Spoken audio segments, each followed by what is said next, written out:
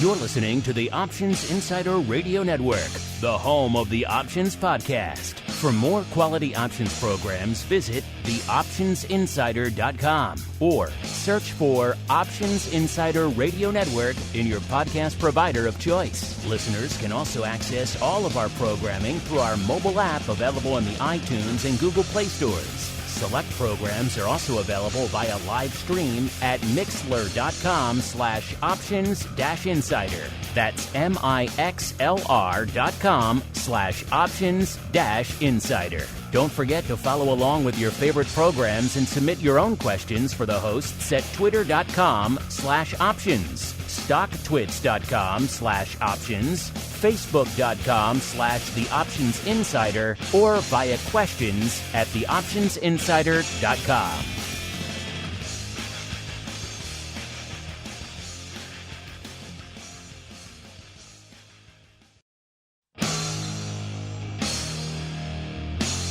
And now, it's time for the show that breaks down the options market from unusual activity alerts to market analysis, strategy overviews, listener questions, and much more. If it involves puts and calls, then our all-star panel will break it down. It's time to hit the Option Block with your host, Mark Longo from the Options Insider Media Group, and co-hosts, Uncle Mike TOSAW from St. Charles Wealth Management, along with Mark the Greasy Meatball Sebastian and Andrew the Rock Lobster Giovinazzi from OptionPit.com. And now, get ready to hit the Option Block. All right, everybody. That music means it is time once again for everyone's favorite bi-weekly options extravaganza, known far and wide as the Option Block. Not coming at you bi-weekly this week, of course. The big Thanksgiving holiday here on Thursday. Markets are closed. I'm not a monster. I'm not going to make Uncle Mike and the greasiest of meatballs and or the rockingest of lobsters abandon their family to come talk markets on a day that they're closed. Nor would I expect you folks to have to listen. Go hang out with your family. So no Option Block on Thursdays. So you get one taste only this week of the bi-weekly goodness, listeners. Hopefully you enjoy it. Luckily for you, if you need more in your lives, there's other content hitting the network. And of course, there's an archive of this show going back over a decade, over 1,000 episodes. So you can certainly feast and binge on some Option Block content if you are missing it on Thursday. My name, of course, Mark Longo from theoptionsinsider.com, as well as from the ever-scintillating network upon which so many of you are out there binging these days. We welcome all comers out there, whether you're coming in on the old Apple Podcasts or the Audibles or YouTubes or Google Podcasts or via our mobile app or our website, however you get it. It's some donkey cart in Estonia with a can and string. You listen in there, however you're getting it. Welcome to all of you. If you like what you hear, do rate it and review it on your platform of choice. It does help a lot of new people continue. 1,000+ episodes in, 10+ years in, still new people discovering the show all the time, which is great to see. We want to keep that process rolling. So if you like what you hear, keep rating and reviewing. And of course, if you need more in your lives, you just missed awesome Double Pro Week last week because we're coming into the holiday this week. So I'm not going to make guests come in around the holiday either. So Double Pro Week hit us last week. We had, of course, Mr. Oracle, New Hampshire himself, Mr. Matt from Orats, talking about sell-offs and rallies and garbage VIX and SPY puts, as well as a lot of you folks have questions about crypto. We had Mr. Greg Magadini, one of the Meatballs buddies over there, coming in to answer all of your questions about crypto skew and volatility and all the impact of FTX and all these different assets out there. A fascinating Q&A. Check it out. Theoptionsinsider.com/pro is the place to go. And listeners, we must kick off, even though it's a truncated week, we have to kick it off in high style. So it is time for many of yours favorite segments. It is time. Can you guess that 80s wrestler via his or her entrance music today? This is another pretty top tier 80s wrestler out there. Iconic in many ways. He had one in particular iconic, let's just say, thing about him that I will try to mute because it occurs right at the beginning of the music we're playing. I'm going to try to mute it because if you hear that, you will instantly know. And if you don't, I might have to suggest you surrender your 80s wrestling card at your door. We all carry it in our wallets right there next to our credit cards and ID, 80s wrestling fandom card. You will have to surrender it. If you hear that noise, I will try to strategically mute the music. I may not be successful, but I will try, in which case we shall see who emerges victorious. Can you name this 80s wrestler, listeners?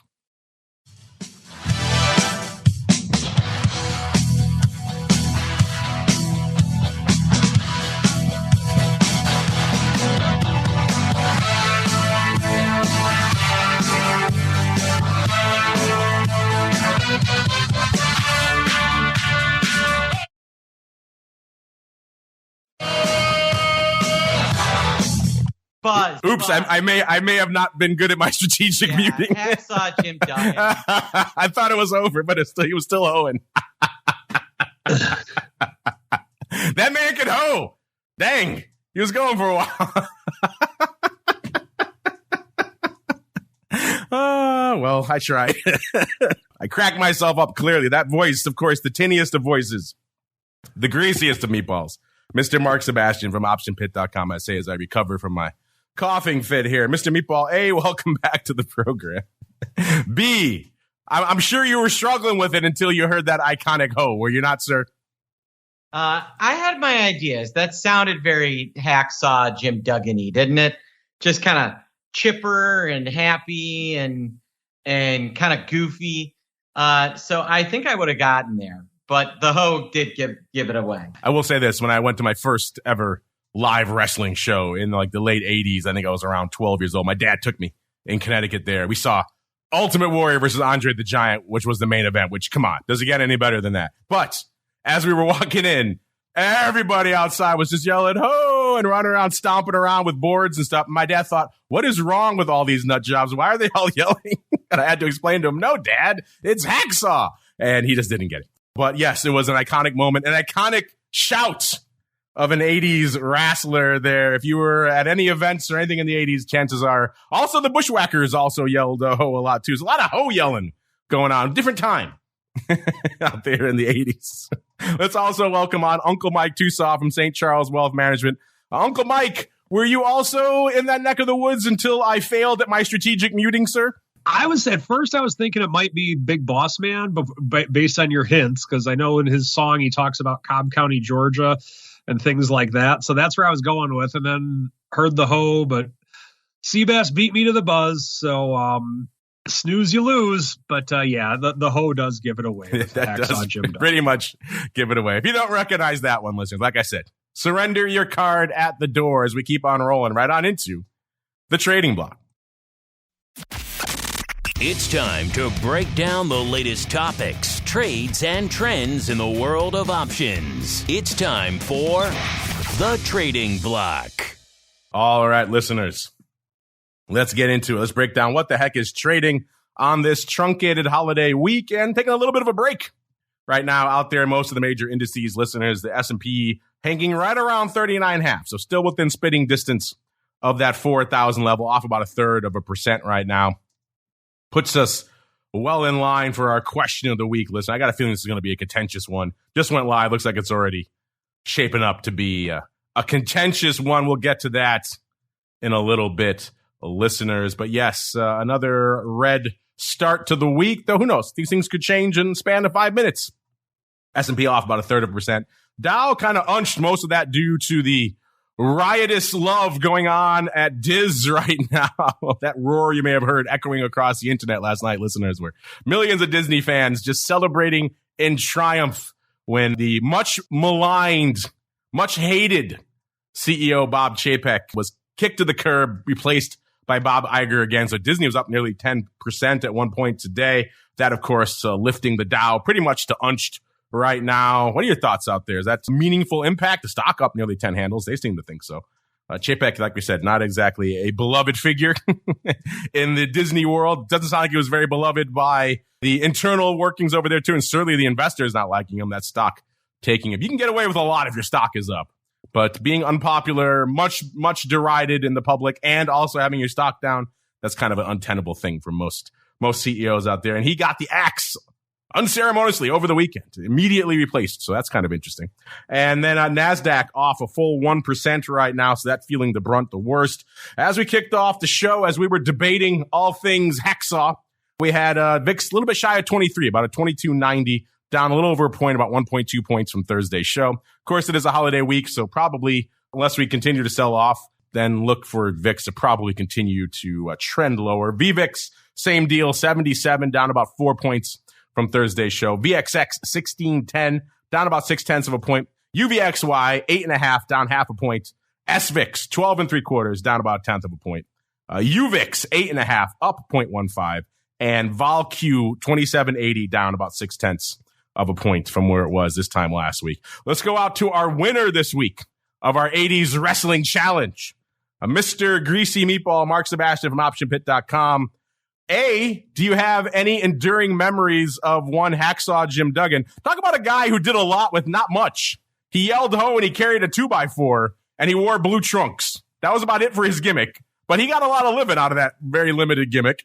And so you have any thoughts on him, have at it. And then B, what are your thoughts on this somewhat weak start to the holiday week, sir? Well, he had that big, I like to, Mike had to appreciate his big football 3-point stance clothesline. That he did have that, yes. That he would knock people down with. I think, was that his closer? I want to say that was. It may have been some sort of body splash or something like that, but I think that was his close. Big fan. He always had the big thumb up. He would have an American flag with him. Just all working man. People liked him because he represented the working man, the working class. The blue shorts were representative of the blue collar that he represented. Just some great feuds with a lot of really mediocre mid-card guys. Just all in all, just a top-notch guy to root for. You're right, nothing special, but just a wealth of happiness from that guy. You could just sense the joy in him when he was wrestling. And I think that's why people liked him so much. People forget he almost broke the business. He and Iron Sheik pulled over in a car accident together. I forgot what it was. But a bad guy and a good guy driving together back when that did not happen. He got unceremoniously fired as a result. You didn't break kayfabe back then. That was serious business, sir. Yeah, I'd forgotten about that. But, the Iron Sheik, there's another guy that apparently is like the nicest guy on the planet. But he had to play a certain role. But everybody loves that guy now. It's amazing how historical bad guys are now are so well loved. And a lot of the historical faces are absolutely just disdained by the general public. They made a lot of work it's crazy the way that worked. Yeah. Right. Find me someone that doesn't like Sergeant Slaughter. Find me someone that doesn't like the Iron Sheik. And then turn around and find me someone who loves the Ultimate Warrior and Hulk Hogan still. I will find you someone who doesn't know the wrestling business very well. They did a lot of work to elevate those guys. I can find you someone who loves the Ultimate Warrior. Yeah, I do like Warrior. Not as a man, as a wrestler, yes. As a man, I agree he had, shall we say, deep problems. But yes, as a wrestler, that was my guy. Definitely. As a young voice of options, that was definitely my guy. Well, right. I get it, but you look back and his wrestling matches were terrible. The guy literally couldn't do anything. He wouldn't sell anything. He'd no-sell stuff he wasn't supposed to no-sell.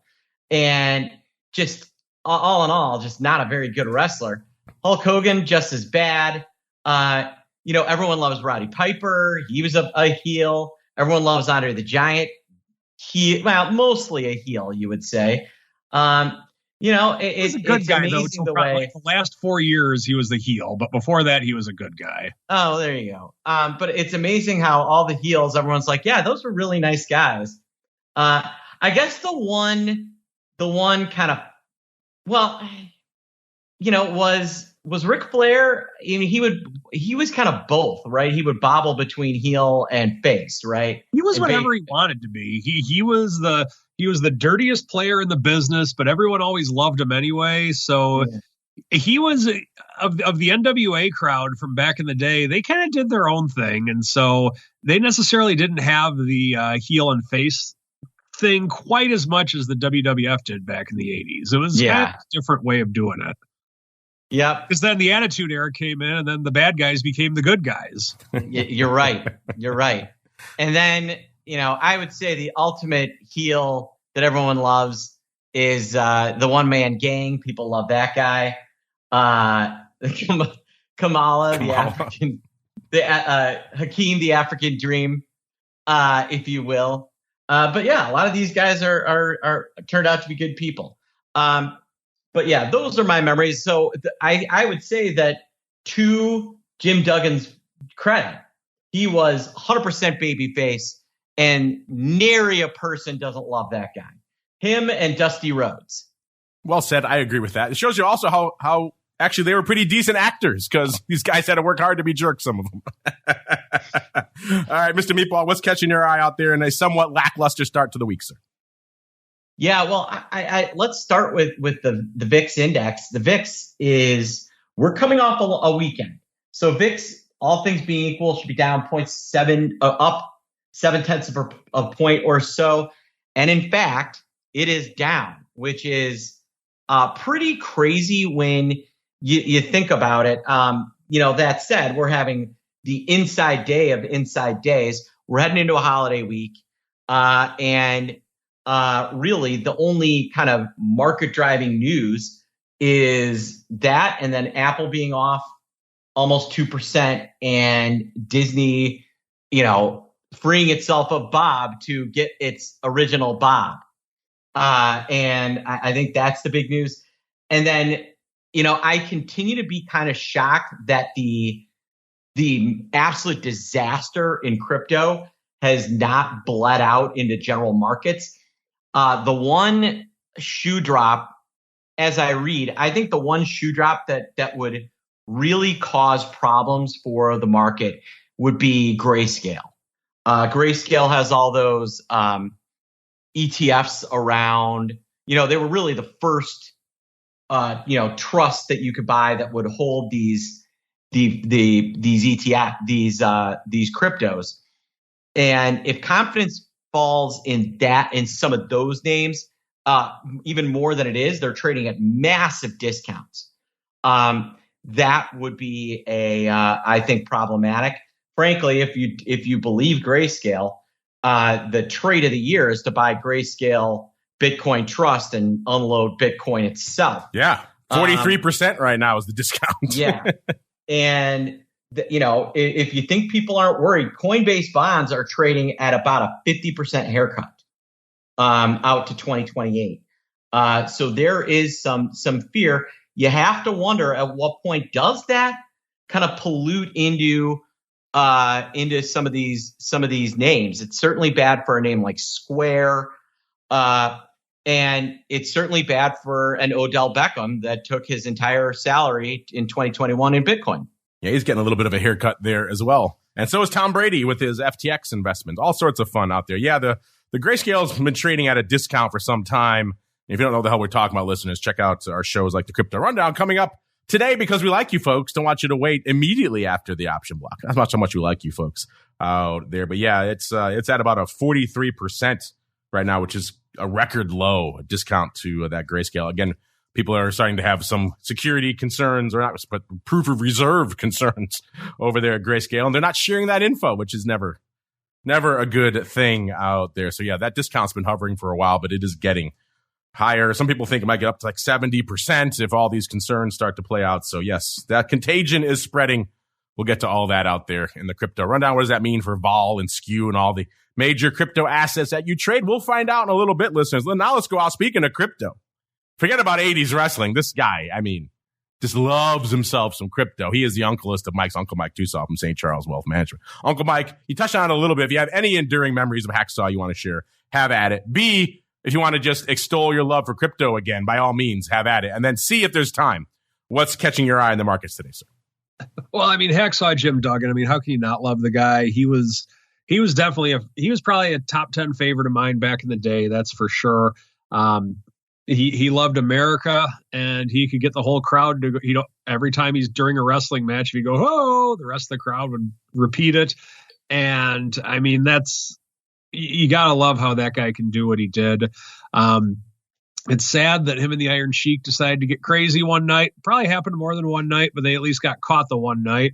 And that's what happens. I mean, it's a great life lesson for all you young Hulkamaniacs out there. But with that, it's kind of sad that it went down the way with which it did. And he never really was the same after that incident with the Iron Sheik. And it was just interesting to watch the interviews that he did about. He talked about Vince McMahon was more mad at him for hanging out with the Iron Sheik than he was about getting busted for the drugs. And it was just very interesting, the story that goes behind it with that. And then like his 3-point stance thing, I cannot confirm it, but I have a theory on where he originally got that move from. The person he got that move from was a Battle Royal participant in WrestleMania 2. He was not known for being a pro wrestler, but he was actually in the Battle Royal in WrestleMania 2. Does anyone know who that could possibly be? I do. Who's that? William Refrigerator Perry. Your cool points just went up significantly with me for knowing that. Yeah, because that took place at the Rosemont Horizon. It did. So they had they got, and this is in the middle of, this is 85. This is, Refrigerator Perry mania. When all of a sudden it was kind of hip to be 300 pounds. Yeah. And, past the extra stuffing. That was the statement for people with William Refrigerator Perry. It really was. And so in WrestleMania 2 and the Battle Royal, because that was a unique WrestleMania. It was in New York, Chicago, and LA, but the Chicago section of it at the Rosemont Horizon, they had a Battle Royal. There was a bunch of NFL football players in there. And there was a bunch of wrestlers, and it was just interesting. Jimbo Covert, the offensive tackle for the Bears, he got interviewed by Mean Gene Okerlund shortly after the Battle Royal, and he went on about how he was cheated in the Battle Royal and how he was really upset with everything. But yeah, it was definitely a lot of interest. And then with Jim Duggan coming onto the scene a year or two later, that's my theory, that because William the Refrigerator Perry did that exact move, made the crowd go nuts when he did it at WrestleMania 2. My theory is that Jim Duggan may have gotten it from the Fridge, but interesting. You never know. You taught me something today. I had no idea there was a correlation between the Fridge and Hacksaw. Something to ponder. One to grow on, kids. Only on the option block can we come up with a correlation with William the Refrigerator Perry and Hacksaw Jim Duggan. But it's only a theory. I cannot prove it. But anyway, with the markets themselves, I mean, let's just get the Bitcoin thing out of the way. It's really awful. It just is.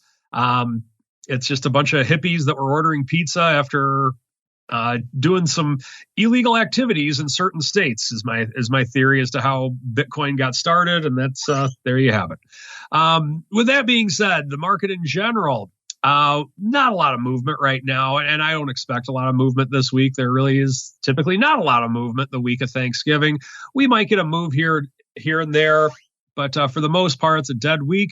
And, it's with this that, the only thing that I really have to add to this today would be my annual advice on pumpkin futures, and that you should have sold your pumpkin futures by now. Definitely invest in Christmas tree futures, because there's going to be a thing for that in the next few weeks.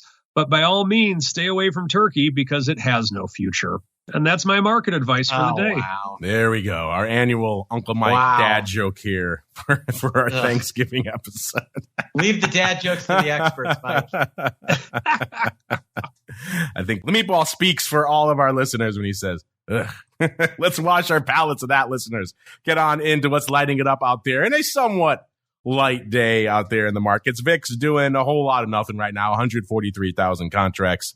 That's late July, early August kind of numbers, or maybe let's check back in about a month and change, late December kind of numbers. But right now, that's not a heck of a lot, listeners. Of course, again, truncated holiday week. The ADV 577 right now, so back below 600K after hanging out there.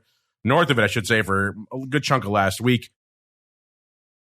Last week had some weird VIX volume. If you want to check out the show, which we said was another weird one, check out Vol Views. We talked all about the VIX volume last week on that show. SPY, 4.09 million contracts on the tape right now. That's a decent clip. It's a little bit north of halfway to its ADV, which is about exactly 8 million contracts right now. Not quite as close for the ASS. The ASS is about 1.26 million contracts right now, and its ADV is still hanging out about 2.8 million.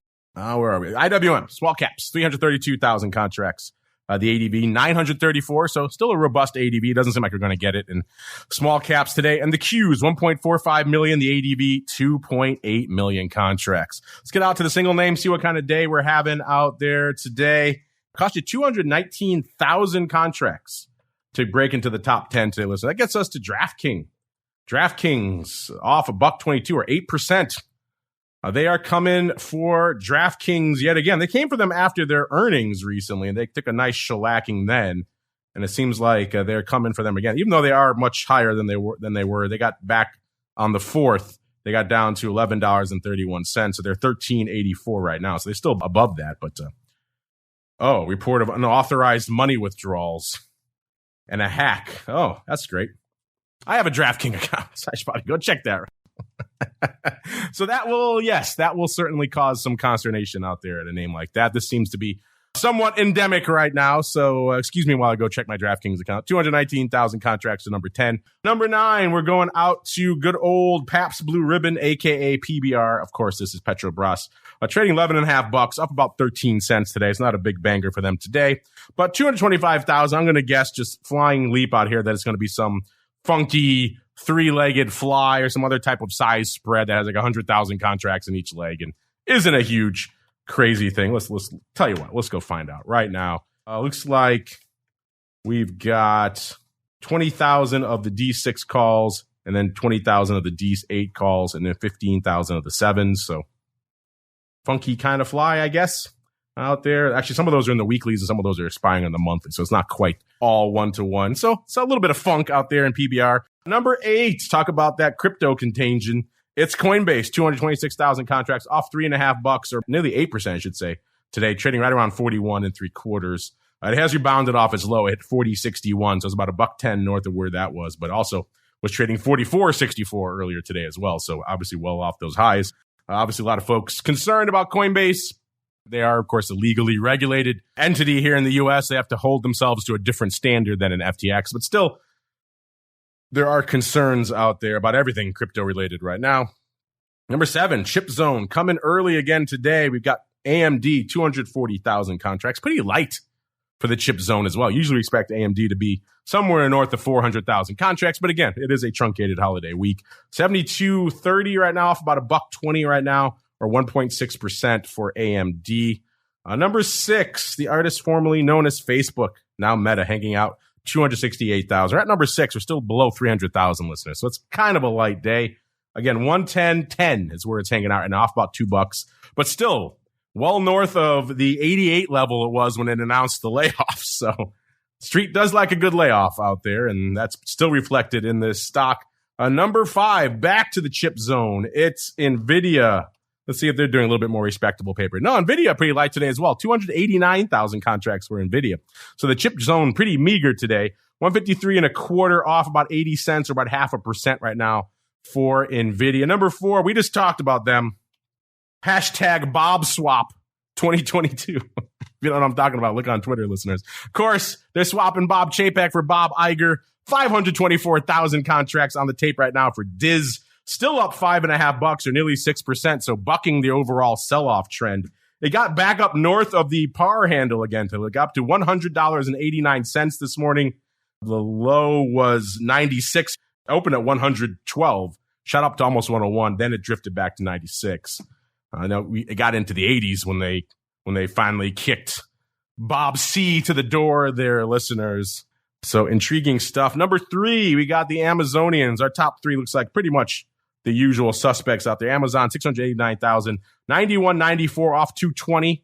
So still hanging out in the low 90s, kind of back where it was when we posted our poll about it a few weeks ago, actually a little bit lower. So Facebook still the winner in that poll, at least from a recent perspective. On the voting long-term perspective, you guys all went unanimously almost towards Amazon. But right now, Facebook taking that one. Number 2, we've got the fruit company.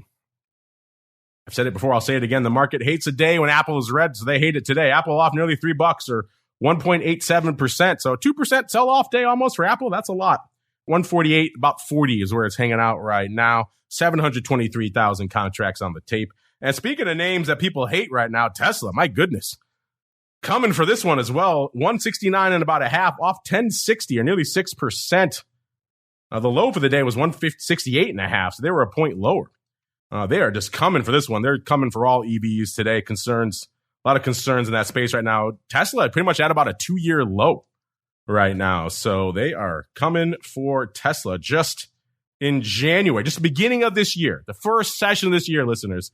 Tesla opened the year 399.93. My goodness, how the mighty have fallen. 169 and a half right now. And folks are eyeing this downward spiral out there. Another 321,000 cars getting recalled as well. That doesn't help. Is Tesla headed for 100? A lot of people seem to be debating that right now online. Either way, it's good for 1.78 million contracts, listeners. So that's a lot of paper out there for Tesla. What isn't a lot of paper is the earnings season this week. As you might expect, it's a truncated week, but we still have some names popping off that you have heard of, listeners. Today, we've got Zoom. We were just using them earlier today. Zoom, one of the pandemic darlings, now perhaps a bit of an also-ran. Also, Dell, what's going on with them? Tomorrow, Best Buy, a name that people have been ringing the death knell on seemingly prematurely for a long time. Dollar Tree, Uncle Mike's favorite fashion outlet, Dick's Sporting Goods, Medtronic out there in the med devices realm, Burlington Coat Factory, Abercrombie and Fitch. So if you like your shirtless adolescents, there you go, Abercrombie and Fitch, and Jack in the Box and Nordstrom and HP. And Wednesday, you've got John Deere, and it's pretty much about it because it is the Wednesday before Thanksgiving, listeners.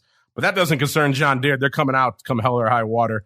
We do have some names popping off in the earnings move results today. Not a ton of hot new names that you folks are focusing on, unless you're really excited about Hoooooo Holdings, digitalized wealth management and brokerage out of China, trading $50 right now. They were pricing in 9.4%. They delivered 4%. So a little bit of underperformance out there in everyone's new favorites, Hoooooo Holdings. But outside of that, not a heck of a lot popping off this morning. Let's go out to the upcoming names again. We got Dell popping off today after the bell. $42 is where they were trading when we ran these numbers this morning. They were pricing in $288. In the past, they moved $254, so a little bit of extra juice. Zoom kind of hanging out at about the same. They're today after the bell as well. $81.64 is where they were trading. $10.28 is what they're pricing in. The past, they moved $10.24, so almost exactly the same. That's interesting for Zoom. Best Buy tomorrow before the bell, $72.05 is where they were trading. They're pricing in $6.50. In the past, they've moved $4.39, so a fair amount of extra juice in Best Buy. That is interesting. Dick's Sporting Goods, just talking about them, $109.09. They're on the 22nd before the bell as well. They were pricing in $9.82. In the past, they've moved $8.67. Dick's has been an interesting one to watch during the pandemic. We'll see what they have going on out there. Let's go on out as well. We have so many here, listeners. Oh, let's go Jack in the Box. Why not? 22nd before the bell, $85.40 is where they were trading. They were pricing in $4.20. Get this, listeners. In the past, they moved $2.53. So a fair amount of extra juice in Jack's as well. Wow, a lot of juice in Jack in the Box. We don't really have them here in Chicago, so I haven't really had a Jack in the Box in a long time, but intriguing stuff nonetheless. The season also looking very intriguing. Hanging out right now, 114%, listeners. So that is well above our average of 92% going back to before the start of the pandemic, pretty much. So that's pretty much a certified banger out there. No new earnings trades being entered or exited today, but we are monitoring 77 long straddles and 48 long calendars for your earnings trading convenience, education, and entertainment. Speaking of entertainment and education and all of the above, let's get to a little bit of the old Odd Block. It's time to break down the most interesting, unusual, and downright questionable options activity that's been identified by theoptionsinsider.com. It's time for the Odd Block.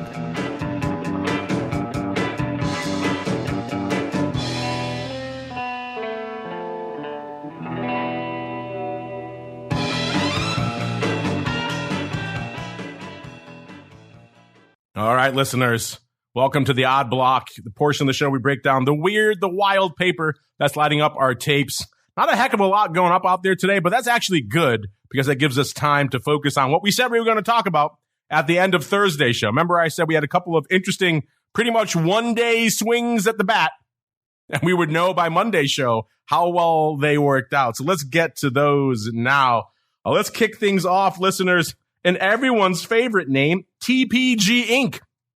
Not going to tell you where it's trading right now. Bit of a spoiler. But a year ago, it was trading $34 even. Then it sold off to the low for the year of around $23. That was back in June. Then it has rallied. And on last Thursday, when we talked about it on the show, it was trading $35.59. And what did someone do? Someone came out one day, a little bit of a swing at the bat there. They sold 5,156 of the Nove 35 puts for 40 cents, pretty much right on the bid. And the stock at the time was kind of dropping. It was starting to, when we talked about on the show, it was starting to threaten that 35 handle. And now they were going ex-div, so we always see some funky put paper when things go ex-div, so bear that in mind. But it looks like they were selling these puts for 40 cents. It was a one-day trade.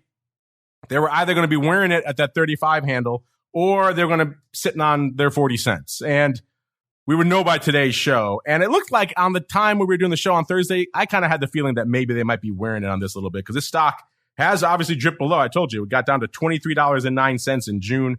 And it seemed like it was trending south again. They had just had earnings, so it was kind of a post-earnings type of trade. And it just seemed like they were maybe going to be wearing it on these. We talked about it. We did a check-in on these on Friday's oddities. And it seemed like at the time, the stock sell-off had mitigated. It was back up above 35. It seemed like things were trending in the right direction, but those puts were still open. So let's check back in on them now. The stock went out on Friday, listeners, 35.43. So that's north of the 35 handle out there, listeners, for all of you who are mathematically challenged. So that means they kept their 40 cents. These puts were still open, and they didn't really trade substantially all day long on Friday. So they never came and took these off, listeners. We were waiting for that moment. Maybe they would come back and buy them back. Nope, never happened. So they sold them. They kept all their 40 cents. And looks like they ended up doing all right on these, making somewhere in the neighborhood of $200,000 on this one-day swing for the fences. Mr. Meatball, what say you? Are you familiar with TPG? And what do you think about our one-day trade? Looks like it worked out here, sir. Well, if you're willing to swing it, I don't know anything about TPG Partners, but if you're willing to swing it, and you can make some good money on some of these very short-term trades if you've got the margin and you're willing to accept the risk. We all know horror stories about day before expiration, cheap option selling. But to the winner go the spoils, I suppose. They did have a moment. What did your partner, the Rock Lobster, call? He said someone on the floor used to say you had to get the tickle. And they kind of got the tickle. They broke the 35 handle briefly.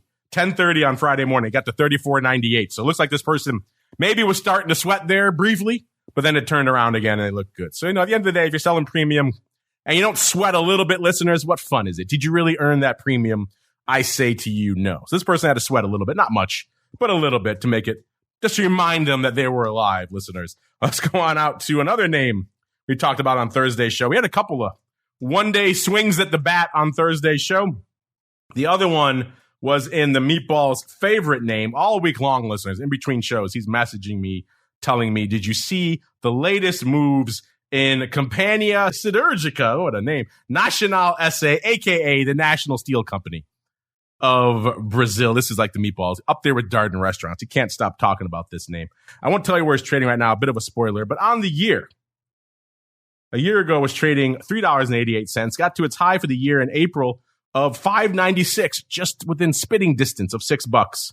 Then they came for it hard. By July 14th, it was trading $2.45, and it kind of hovered in that range until our show on Thursday when we saw the stock was trading $2.67, and paper came in and said, you know what? Enough of all this downside nonsense. We're going to be optimistic. We're going to come in.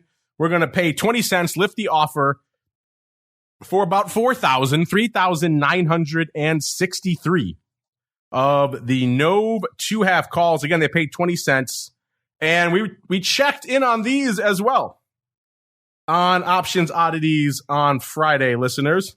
And it was kind of a bit of a horse race because they paid 20 cents for these things. They were the 2.5 calls. So obviously got to get up to somewhere around 270 to make any cash on these bad boys. And we were hanging out right around 270, about 267, 268. And lo and behold, where did the stock close? 268. So they pretty much did a whole heck of a lot of nothing on they actually lost a couple of cents on these bad boys. Let's see, where is the stock right now? Because hopefully they like their stock because they ended up buying some. Right now, the stock is up a penny. So it's pretty much right around 268 still. So hasn't really budged. So hopefully they're enjoying their SID calls. And I should say their SID stock because they ended up getting what they wanted. They got not the massive pop, but they got the stock at pretty much the break-even level. So Mr. Meatball, I should say, excuse me. A whole heck of a lot of nothing going on here. They swung for the fences and it kind of ended up being a bunt, sir. Yeah, that's about right. They did they did all right, but not. I don't think it was what they were looking for. I think that's pretty clear to be said. So can you do me a favor? Can you stop with the harassing me midweek about all things SID? I have other things I have to pay attention to. I can't be nonstop answering your, what about, you see this trade in SID? No, I didn't. I'm just telling you right now, I didn't see it. Okay. Just leave me alone with the SID. Instead, let's keep on moving to your final name out here today, listeners. Get to some Today paper. And again, kind of a light day out there today. So let's go on out to Patterson UTI Energy, ticker symbol P10. They're in the oil and directional drilling service. They also rent equipment for said services. Trading $18 right now, off about 60 cents or a little over 3% today. So they're coming for it. Obviously, energy sector under a little bit of heat right now. A year ago, they were trading 7.25. So they kind of saw the nice rally that a lot of the energy and energy related sector did this year. Looks like they topped out at about almost $20, $20.50. They got that level a couple of times. They got there in June 8th, our favorite day. And then they sold off. By September, they're back down to $10.86. Then they rallied hard again just in the last couple of months. On November 11th, they got up to that around $20 level again, pretty close to it, about 19 and change as well. So they threatened that 20 handle a couple of times. And right now, trading $18, so they're a little bit below it. It looks like somebody not really going out on a huge limb, coming in this morning selling 10,500 of the Jan 12 puts. I said we're at an 18 even, listeners. They sold the 12 puts, so a whopping $6 out of the money. It's not getting too risky. They still got 25 cents for these bad boys. There were no bid at 55. I'm guessing if you went in there with a 10 lot, maybe you wouldn't get that, at least not initially. Someone had to do a little bit of price discovery for you, but maybe now they're bid there.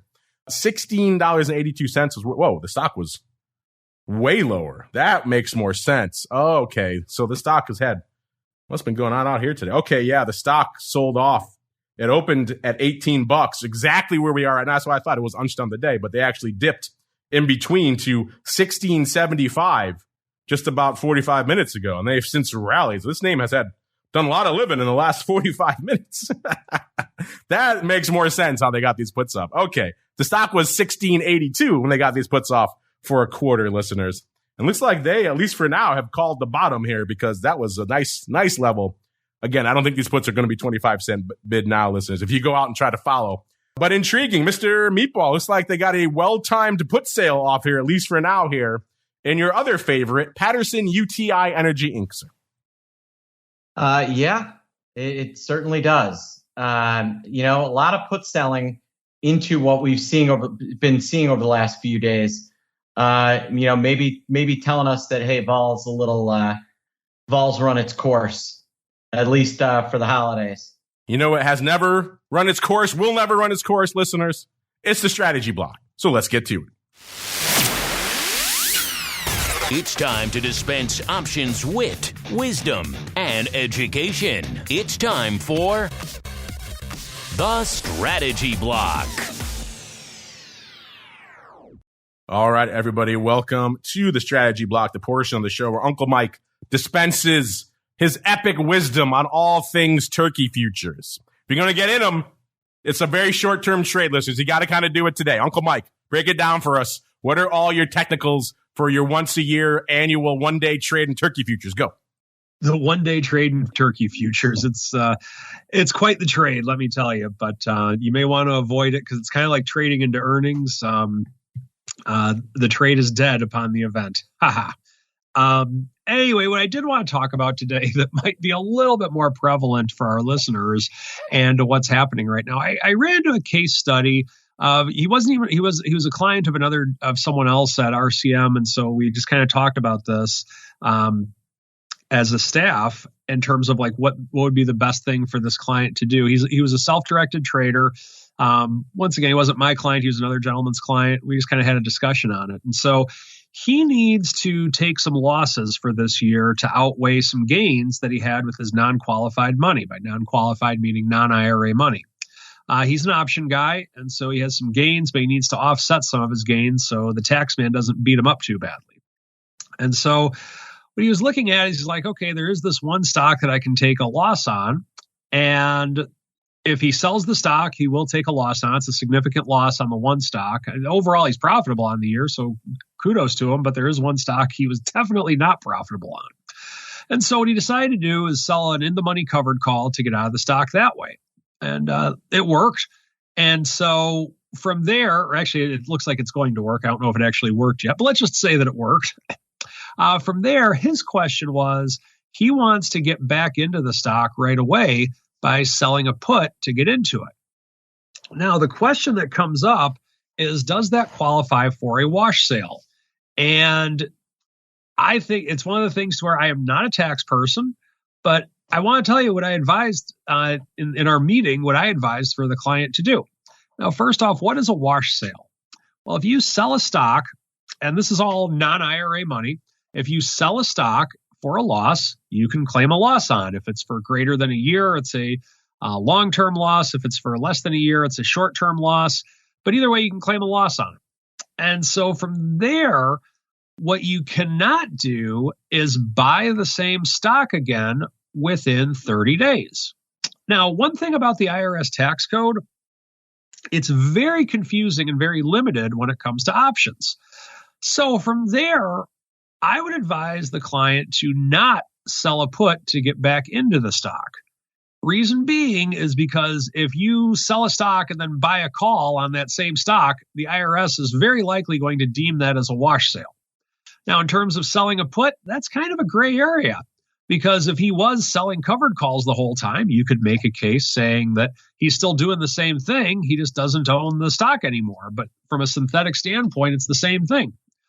This is what I advise the client to do. So this way you have absolutely no red tape, no issues, and the tax man will not get you on this if you do what I'm about to suggest. I had suggested that if he wants to continue to collect his put premium month in, month out, and continue to wheel into and wheel out of the stock, for the 30-day period that he does not want to get put into wash sale mode, because I get wash sales myself now and then. They're not pleasant, but you got to deal with them at times if you're trading the same security. But what he can do to avoid that is he can sell a put on a similar stock. So for example, let's say the stock is Home Depot. Maybe you want to sell a put on Lowe's for a month, then go back to Home Depot after a month. If the stock is, and you can come up with a similar stock in any scenario with which you want. And it was not Home Depot and Lowe's, by the way. Those are just the first two that came into my head.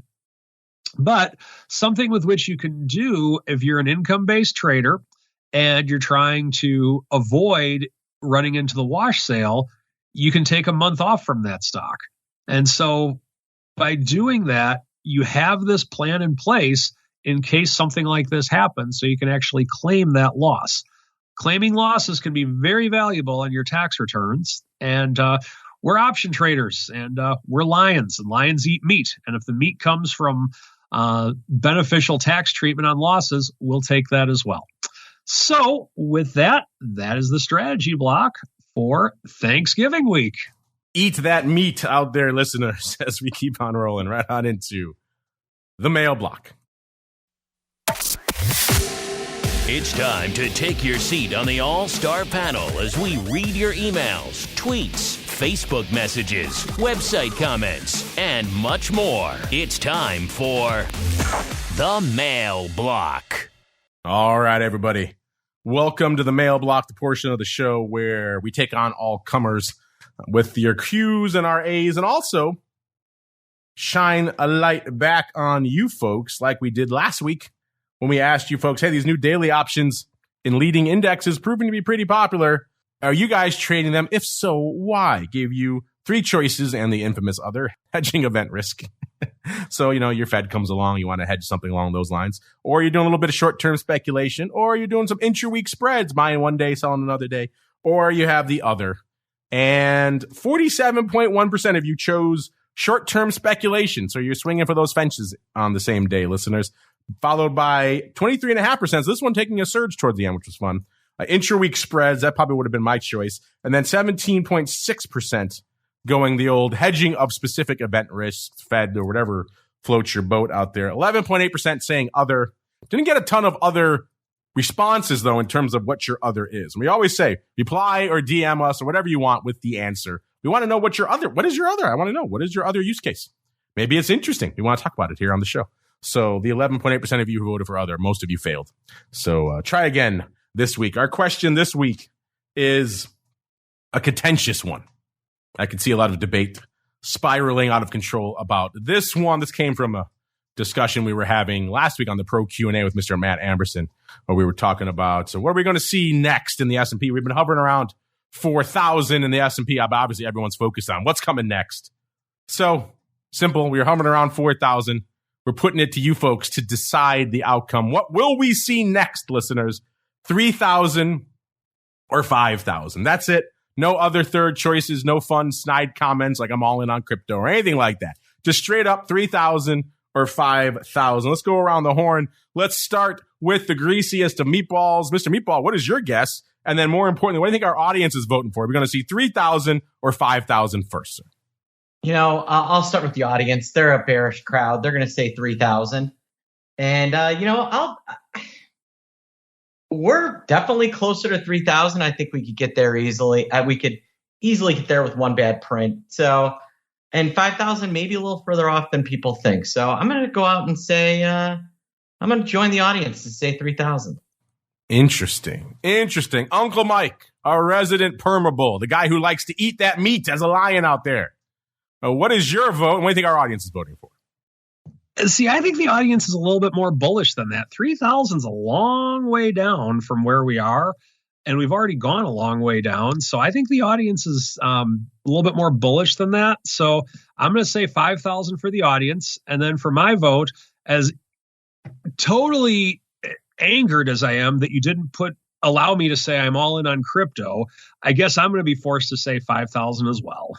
I almost put the Uncle Mike third choice in, but alas, we did not this week. Just straight up 2 choices. And right now, our audience is fading this rally. Again, this just went live. This is early voting, listeners. We'll know more as the week unfolds. But right now, 75% exactly saying, look out below. We're heading for 3,000 next. Only 25% saying we're rally ho mode. It's 5,000.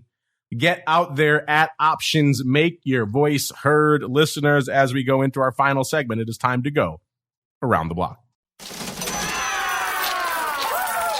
It's time to tell you what we'll be watching on our trading screens until the next episode. It's time for Around the Block.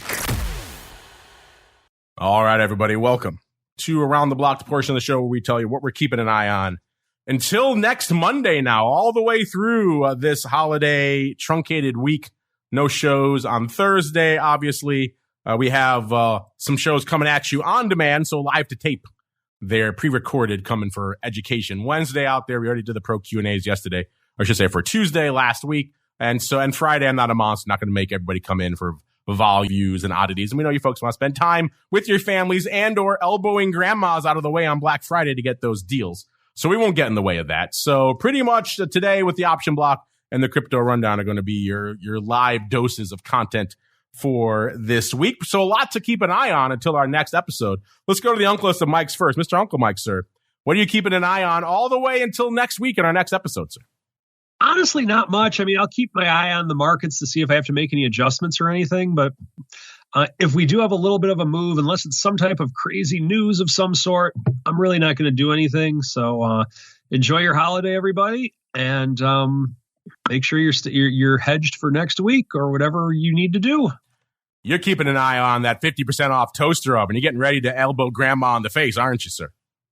Honestly, I am not. I'm not much of a crowd guy, so I'm really not, unfortunately. I have a good visual of you just throwing elbows to try to get in the door on Black Friday morning. And it's kind of fun, so I'm just going to let it reside in my head for a little bit. Mr. Meatball, same question for you, sir. What are you keeping an eye on until our next show on Monday, sir? You get a week off. Yeah, I'm watching Fed Minutes this week. We still have a few earnings. I want to see what Disney does for the next couple days, and I'm keeping an eye on Apple. And I want to see, actually, I kind of want to see what happens for the rest of the trading day today. The Meatball, very short-term focus. He, too, eyeing that 50% off toaster oven. Grandma, he's coming for you. You better watch out. And we're coming on into our next episode, hot after this, listeners. So all of our pro folks, they get it in their air holes immediately for the crypto rundown. The rest of you will wait till it hits the network out there for all that crypto action. But that music does mean we're coming to an end here for the option block. Let's go back around the horn one final time to the uncleist of Mike, sir. If folks want to reach out to you over this truncated holiday week to talk crypto or any of your other favorite things, where should they go? What should they do? Hey, follow me on Twitter at Mike TOSAW, TOSAW. I try to put out as much content as I can. There'll be another influx coming in the next week or so. And also, if you're looking to have a financial advisor who does not only wash sale analysis, but also option trading, if it's deemed appropriate for the client and or hedging, of course, check out my website, stcharleswealth.com, and set up a time to talk to me. There you go. And the greasiest of meatballs, sir. If folks want to reach out to you and talk about all the fun stuff you have cooking in the land of the pit, where should they go? What should they do? Yeah, go to optionpit.com and check us out. I'm writing a blog every day. It's worth your time and worth the effort. Come and join and visit us. He's a blogger. Optionpit.com to get the latest on all that goodness. That's going to do it for us here on the Option Block this week, listeners. Like I said, Crypto Rundown coming up in a little bit for all you pro folks, all you on-demand folks. It'll be there on the network a little bit later on, but that is going to do it for us on the live side for the Option Block this week. Stay safe out there. I was joking. Don't elbow those grandmas in the face. They need their toaster ovens too. Maybe stay home and get your deals at home instead. See your family. Have a great holiday week, and we'll see you back here next week. Another episode of the Option Block. Stay safe out there.